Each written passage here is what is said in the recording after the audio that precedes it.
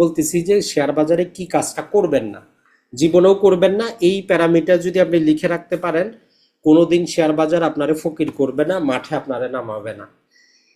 এক নম্বরে যেটা হচ্ছে যে জাঙ্ক শেয়ারে বিনিয়োগ করবেন না। এখন বলবেন যে ভাই জাঙ্ক শেয়ারের ডেফিনেশন কি, কোথায় পাবো? এখন নর্মালি এই জাঙ্ক শেয়ারগুলাই ম্যাক্সিমামই জেড ক্যাটাগরির হয়। এটা একটা ধরে নেবেন যে ম্যাক্সিমাম জাঙ্ক শেয়ার যেগুলো বলে এগুলো জেড ক্যাটাগরি, মানে এরা কোনো ডিভিডেন্ড দেয় না, কোম্পানির কোনো খোঁজ নাই, কোম্পানি বন্ধ, উৎপাদন বন্ধ, তাইলে জেড ক্যাটাগরিতে যাব না, মানে জাঙ্ক শেয়ারে যাব না। আবার এই কিছু কোম্পানি জাঙ্ক হওয়ার পূর্বেই, জেড ক্যাটাগরিতে যাওয়ার পূর্বেই জাঙ্ক শেয়ার হয়ে যায়। যেমন দেখবেন যে বাংলাদেশের শেয়ার বাজারে কিছু ইন্স্যুরেন্স কোম্পানি 1 টাকা বিক্রি হচ্ছে, 1.5 টাকায় বিক্রি হচ্ছে, 2 টাকা বিক্রি হচ্ছে। এইরকম শেয়ার আপনার দরকার নাই, আপনি কিনারও দরকার নাই। কারণ এগুলাতে আপনি লোভে হয়তো 5-10 হাজারে লাভ করবেন, কিন্তু যখন লাভটা হওয়ার পরে লোভ বেড়ে যাবে, 5 লাখ 10 লাখ যখন বিনিয়োগ করবেন, সাটাম করে আপনি আটকে যাবেন। তখন ওই যেই লাভটা করছেন 5-10 হাজারে, কারণ মানুষের লোভটা সবচেয়ে খারাপ জিনিস। আমি বলি আর আপনি বলেন, সবার মাঝে লোভ আছে। যখন আমি একটা শেয়ারে 5 বার 10 হাজার করে বিনিয়োগ করে লাভ করব, তখন আমি চাবো যে ঠিক আছে 10 লাখ বিনিয়োগ করে দেই, তো তখন যা আটকে যাবেন। এই জন্য জাঙ্ক শেয়ারে বিনিয়োগ করা যাবে না একদম। যে পিনি শেয়ার যেগুলা বলি, 1 টাকা 2 টাকা 1.5 টাকা, এগুলাতে ঢুকেই যাবে না, কথা হচ্ছে এটা। আর জেড ক্যাটাগরি যে শেয়ারগুলো আসবে, এগুলো থেকে আপনি 10 হাত দূরে থাকবেন। চাই 1000 কোটি টাকা লাভ করুক, আপনার দরকার নেই, আপনি বাদ দিয়ে দেন। যদি লোভ করেন আপনি ঠকবেনই ঠকবেন। সম্ভবত আমাদের আগের ক্লাসে এক ভাই প্রশ্ন করেছিলেন যে একজন 3টা 4টা বাড়ি করছে শেয়ার বাজার করে, পরে আবার এগুলো বিক্রি করতে হয়েছে, কারণ কি? এই লোভের কারণেই। আর আমরা চাই না যে আপনি শেয়ার বাজারে গিয়ে সাময়িক লাভ করে পরে আবার লসের মধ্যে আসেন, দরকার নেই। আর দ্বিতীয়ত হচ্ছে যেটা, সেটা যেটা আমরা বললাম যে আপনি যদি ক্যাপিটাল গেইন হোক আর ডিভিডেন্ডের আশাই হোক, ফান্ডামেন্টাল যাচাই না করে কোম্পানিটা কিনবেন না। যে যতই বলুক, নিউজে আসলে আগে একটু ফান্ডামেন্টাল যাচাই করবেন। ফান্ডামেন্টাল মানে কি?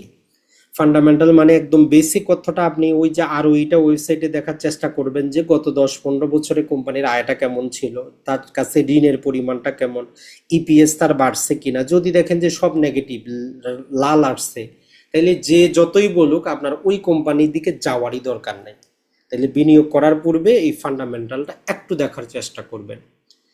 আর আমরা যেটা বলবো, আপনি যদি দীর্ঘমেয়াদের আশায় থাকেন, যদি নতুন কোনো কোম্পানিও, যেমন ধরেন যে রবি কোম্পানি ভালো করতেছে, এখনো তারা ওই পরিমাণ ভালো করে নাই যে আপনি দীর্ঘমেয়াদে তারা বিশ্বাস করবেন। ধরেন যে আজ থেকে 2 বছর পরে দেখবেন যে তার দামটা আর একটু বাড়বে, ইপিএসটা একটু বাড়বে, আপনি এখন কিনবেন কিনা কিভাবে যাচাই করবেন? তখন আপনি তার ওয়েবসাইটে গিয়ে আরও সিটা দেখবেন, গত 3 বছরেরটা দেখার চেষ্টা করবেন যে অ্যাভারেজে রবি কোম্পানি 3 বছরে কি 12%-এর উপর আয় করতে পারতেছে। যদি পারে তাইলে আপনি বুঝলেন যে কি কোম্পানিটা ধীরে ধীরে সে আরো ভালো করতেছে, অতএব কিনতে পারেন। কিন্তু আজকে তার 10-11% আছে আমাদের বাইরে। আর কেন আমরা বলি যে আপনি কমপক্ষে 12%, ওইটাও কিন্তু আমরা বুঝাইছি যে সুদের হার, দ্রব্যমূল্য, কারেন্সি ডেপ্রিসিয়েশন সবকিছু কিন্তু আপনাদের বোঝানো হয়েছে। অতএব আরও সিটা 12%-এর কমে যদি 5 বছরের গড়ে 5 বছরে 12%-এর কমে থাকে, ওই শেয়ার আপনার জন্য দীর্ঘমেয়াদের জন্য না।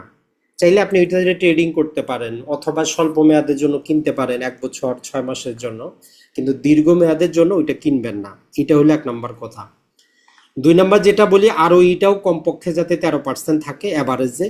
এই দুইটা যদি ফুলফিল না করে, তাইলে কোম্পানিটা আপনি কিনবেনই না। যতদিন না আসে আপনার দরকার নাই, হাজারো কোম্পানি আছে, ওইটাতে আপনার কেনার দরকার নাই। এরপরে কোম্পানির ঋণ। ঋণ যেমন ভালো জিনিস, ঋণ আবার খারাপও জিনিস। তো ওই জন্য আমরা যেটা বলি, ডেট টু ইকুইটি রেশিও, ওয়েবসাইটে গিয়ে দেখবেন যে তার 2-এর বেশি থাকলে নিবেন না। 1 লাখ টাকা আছে, 2 লাখ টাকার বেশি যদি ঋণ থাকে, ওইরকম কোম্পানি যত ভালোই করুক, যতদিন সে ঋণটা কমিয়ে না আনতে পারতেছে, আপনি ওই কোম্পানিতে যাবেন না। এইটা জিনিস মনে রাখবেন। আর আবারও যেটা বললাম, ওই যে নগদ বিক্রি যাতে করে, কোম্পানি যদি বাকিতে বিক্রি করা শুরু করে, ওই সমস্ত কোম্পানি নেওয়া যাবে না। ওই জন্য আমরা বলি যে কমপক্ষে 70% তার কাছে ক্যাশ ফ্লো আসতে হবে, না হলে ওই কোম্পানি ডিভিডেন্ড দিতে পারবে না, গ্রো করতে পারবে না, ওই কোম্পানি আপনি কিনবেন না। এখন আপনি তাহলে যে কোনো দেশের শেয়ার বাজারে যেই আসে আপনার একটা শেয়ার বলবে, আপনি ওই ওয়েবসাইটে গিয়ে এগুলা দেখেন। যদি দেখেন যে না ভাই ক্রাইটেরিয়া ফুলফিল করতেছে, তখন ওই যে 52 সপ্তাহ নিচে যখন দেখবেন, 200 দিনের নিচে, আপনি ধীরে ধীরে নিতে থাকেন, আপনার কাউরে জিজ্ঞাসা করার দরকার নেই। এই শেয়ারটা আপনারা জীবনেও ঠকাবে না যদি আপনি এই জিনিসগুলো একটু লক্ষ্য করেন। আর যেটা হচ্ছে রেভিনিউ গ্রোথ, আমরা আপনাদের বুঝাইছি যে রেভিনিউ গ্রোথ যদি না থাকে অথবা নেগেটিভের দিকে চলে যাইতে থাকে, তাইলে ওই কোম্পানি আপনি দীর্ঘমেয়াদীর জন্য কিনবেন না। যেমন বাংলাদেশের জুট সেক্টর আছে, বাংলাদেশের পেপার সেক্টরে আছে, এই সেক্টরের কোম্পানিগুলো জীবনেও আপনারা কিনা যাবে না। ইন্স্যুরেন্স সেক্টর আছে, প্রতিটারই মাইনাস, তাইলে ওই সেক্টরগুলোতে আপনার যাওয়ারই দরকার নাই। সিরামিক সেক্টর আছে, সব মাইনাস। এটা ছাড়া যদি বলি আমরা জুতার সেক্টর আছে, দীর্ঘমেয়াদের জন্য বাটা বলেন, এফএক্স বলেন, দীর্ঘমেয়াদে এগুলো আপনারা কিছু দিতে পারবে না, কারণ এগুলার ওই গ্রোথটা কিন্তু নাই। আর ভবিষ্যতে যে তারা বিদেশে এক্সপোর্ট করবে, বাংলাদেশি বাটা বলেন আর এফএক্স বলেন বিদেশে চলে না। তো অতএব ওই কোম্পানিগুলোতে আমরা স্বল্প মেয়াদে ট্রেডিং করতে পারি, 3 মাস, 6 মাস, 1 বছরের জন্য ক্যাপিটাল গেইন হবে, বিক্রি করে বের হয়ে যাব। দীর্ঘমেয়াদে আপনি ওগুলো আপনারা কিছু দিবে না। আর ইপিএসটা যাতে কিছুটা হইলেও বাড়তে থাকে, এই বছর যদি 1 টাকা ইনকাম হয়, আগামী বছর একটু বাড়ুক, অন্তত মাইনাসে যাতে না আসুক। মাইনাসে আসলে একটু সাবধান হইতে হবে। আর ম্যানেজমেন্টে যাতে একটু ভালো সুনাম থাকে, ম্যানেজমেন্টে যাতে বদনাম না থাকে। যেমন ধরেন যে বাংলাদেশে সম্ভবত কেডিএস আছে, একটা কোম্পানি আছে চট্টগ্রামের, ওই মালিকের বিরুদ্ধে হাজারো মামলা, 2 নাম্বারই, প্রতারণা, ব্যাংক লোন, অসংখ্য মামলা। তার মানে ওই কোম্পানির ভিতরে যত রিপোর্ট আছে একটাও বিশ্বাস করার মতো না, সব 2 নাম্বারই। তাই ওই কোম্পানিটার আপনার কিনে আপনার লাভ নাই দীর্ঘমেয়াদের জন্য। আপনি স্বল্প মেয়াদে কিনেন, 3 মাসে 6 মাসে পাইলেন, বিক্রি করেন। এখন ধরেন যে বেক্সিমকো ফার্মা আছে, আমাদের সবারই পছন্দ। এখন কথাটা হচ্ছে যে বেক্সিমকো ফার্মার যে ম্যাক্সিমাম শেয়ার হোল্ডারধারী যিনি, তার ফ্যামিলিটার মধ্যে আমরা সবাই জানি অবস্থাটা কেমন। এখন ওই রকম কোম্পানিতে আপনি দীর্ঘমেয়াদের জন্য বিশ্বাস করার মতো কোম্পানি কিন্তু না। কিন্তু তারপরেও যদি আপনি কম দামে পান, তখন আপনি নিবেন, ক্যাপিটাল গেইন করে বিক্রি করে যায় বের হবেন। তবে দীর্ঘমেয়াদের জন্য আপনার ডিভিডেন্ড নির্ভর শেয়ার কিন্তু ওইটা না, এই জিনিসটা মাথায় রাখতে হবে। এখন আসি যে আপনি সব কিছু দিলেন, এরপরে ওভার প্রাইস শেয়ার কিনা যাবে না, সব ঠিক থাকলেও। এখন ওভার প্রাইস আপনি দুইটা জিনিস দ্বারা বুঝবেন। একটা হচ্ছে পি রেশিও দ্বারা, তো আপনি বুঝতেই পারেন 25-এর বেশি গেলে ওই শেয়ার আপনি কিনবেন না। আমরা একটু পরে এই দুইটা একটু দেখায় দিব। আর আরেকটা যেটা জিনিস হচ্ছে কোম্পানির ইন্টারনালগত একটা জিনিস আমরা বলি যে ইবি ভাগ ইবিটা, মানে কোম্পানির যে বাজার ভ্যালু। আজকে স্কোয়ার কোম্পানি কিনতে, যদি স্কোয়ারের মালিক যদি বিক্রি করতে চায়, সে বিক্রি করবে ইভি দিয়ে, মানে মার্কেট ক্যাপিটালাইজ, তার যত ঋণ। আর ক্যাশ টাকা সে দিবে না, ক্যাশ টাকা আপনার কাছে আপনি রেখে দিবেন।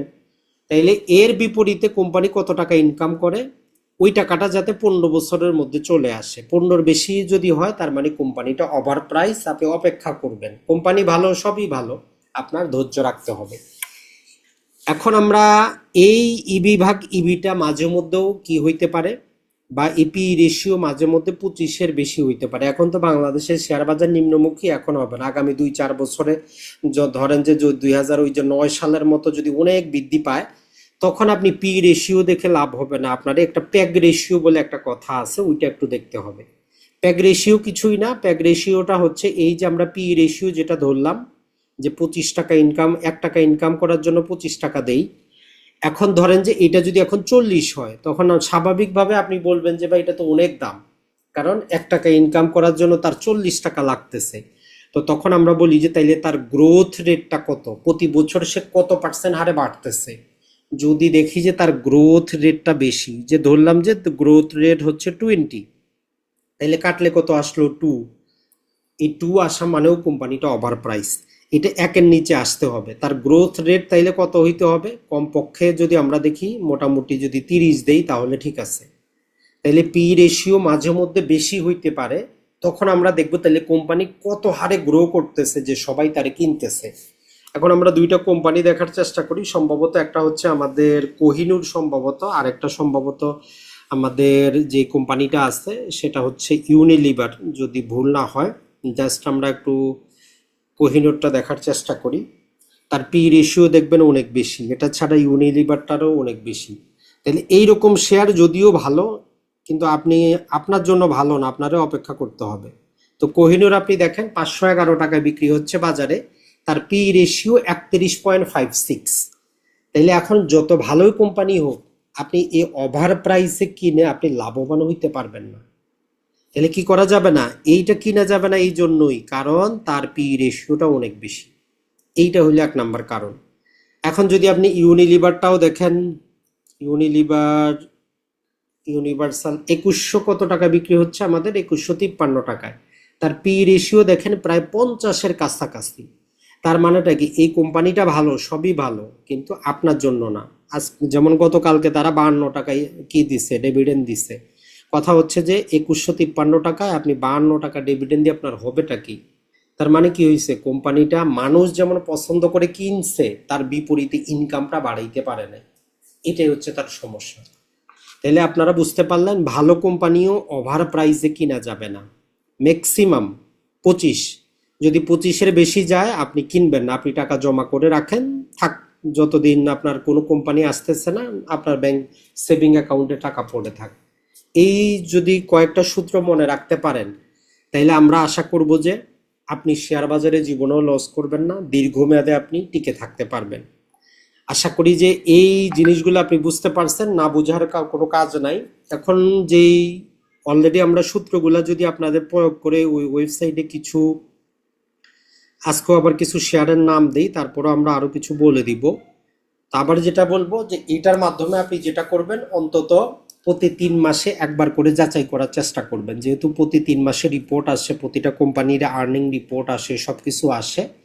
মানে যেগুলো আপনি 5-10 বছর ধরে সিলেক্ট করলেন, ওগুলো আপনি খাতার মধ্যে নামগুলো লিখে নিলেন যে এই কোম্পানি আমি নিব। আর পরে যখন আপনি প্রতি 3 মাসে দেখবেন, তখন আর 5 বছরের অ্যাভারেজ দেখবেন না, তখন শুধু কি দেখবেন, 1 বছর করে দেখবেন। তাইলে আপনি বুঝতে পারবেন যে আপনার কোম্পানিটার প্যারামিটারগুলো ঠিক আছে কিনা।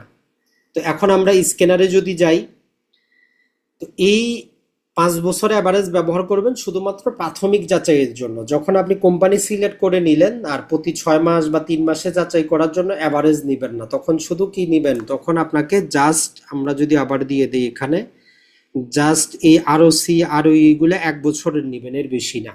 কারণ আপনি 5 বছরের অ্যাভারেজ দেখলে তো আর তখন বুঝবেন না কোম্পানির ঋণ বাড়তেছে না কমতেছে। তাহলে আমরা প্রথমে এই ওয়েবসাইটে যাওয়ার পর, এর আগেও দেখাইছি, আমরা এখান থেকে কি করব, আমাদের শেয়ার বাজারটা সিলেক্ট করার চেষ্টা করব।